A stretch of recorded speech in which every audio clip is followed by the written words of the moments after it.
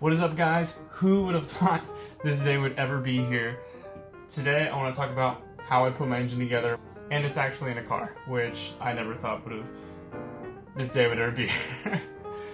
First things first, when I started putting my engine together, I had no idea what car I would put it in, what make, what model. I just knew what type of engine I wanted to build and what I wanted it to be. I knew a certain idea of like a quarter mile time I wanted to achieve. I wanted to get at least run 9s, which gets you your NHRA license and all that stuff, running 999 or faster. And it just kind of puts your car in a league of drag racing race cars that most people don't get to. But let's rewind a bit.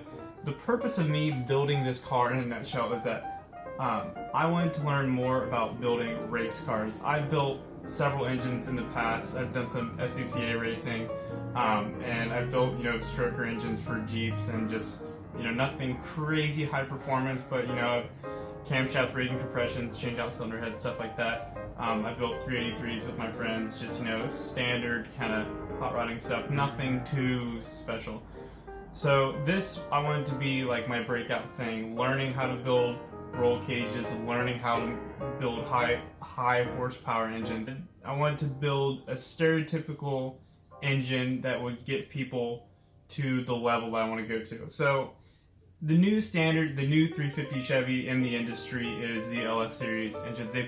GM put them in everything from Corvettes to Express fans, and they're just easy to make power with. So the stereotype of that is twin turbos, 5.3 or 6 liter iron block LS, and big camshaft, either small blocks, I guess you could say.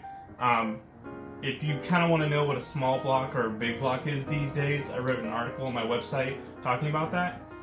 So basically, tall deck versus a factory deck, bore spacing changes, stuff like that. So the only factory parts from General Motors in this engine is the casting for the cylinder heads and the GM Performance block I got from Summit Racing. I went for the 5.3 liter block, it's 325 cubic inches. I wanted the small bore for the pistons, so they don't rock under boost pressure a lot.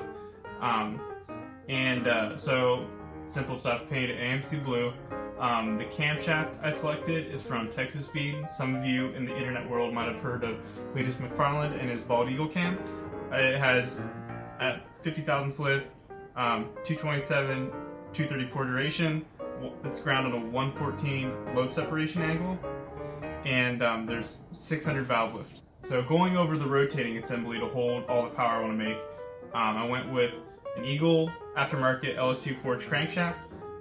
The factory cranks are good, close to 900 to 1,000 horsepower. And I did keep the stock stroke, but I wanted something stronger, help protect my bearings, because the crank can bow and flex under these pressures, and I really wanted something strong that I can rely on. The connecting rods are H-beam style rods, spec'd out by Steve Morris Racing Engines up in Michigan with ARP bolts. And for pistons, I went with diamond forged pistons, 2cc dish on them. That's up from the 6cc dish on a stock piston in this engine. That's to combat the bigger chambers on the cylinder heads I went with. The pistons are also gas ported, which is a cool thing because there's ports in the piston. As cylinder pressure increases, it pushes out on the rings, helping them seal a little bit better under boost pressure. The cylinder heads I went with are for the 317 castings. Now the reason I went with a factory casting, even though I went with aftermarket everything else, is because I knew that if I just put in the time and the work to port them, to put new valves in, valve springs, I could get the same performance out of those heads as I would an aftermarket head. And that goes along with the theme with a lot of the parts I chose, is that I was trying to avoid spending money on parts that gave me a diminishing return. I don't need parts built for a pro mod or a top sportsman car. I just need parts that will hold up to the power levels I'm going for and be reliable and be something that's well engineered that I can be proud of to tell people it's in my car. So for bearings, I went with King bearings. I've seen a lot of people have good success with them. I went with their coated series of bearings. I spec'd everything out and went in there with my dial bore gauge. Everything worked out great, and I could have been happy with them. Clearances were perfect. So let's run through some other odds and ends that I put in there that's not really that special. What's here? LS7 lifters, pack dual valve springs, comp cams, magnum push rods.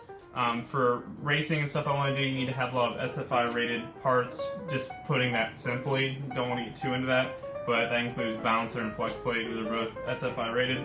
I went with the factory rocker arms with the trunnion upgrade to avoid needle bearings wearing out like the factory ones.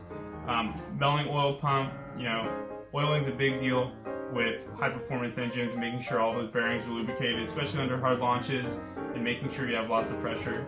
And then to hold everything together, I went with head studs, main studs, try to keep everything from flying apart, you know, stretching factory bolts and bending the rod on a whole bank of cylinders because you're head lifted. So later on, when I'm doing more stuff in the chassis of the car, I can go over what computer I used.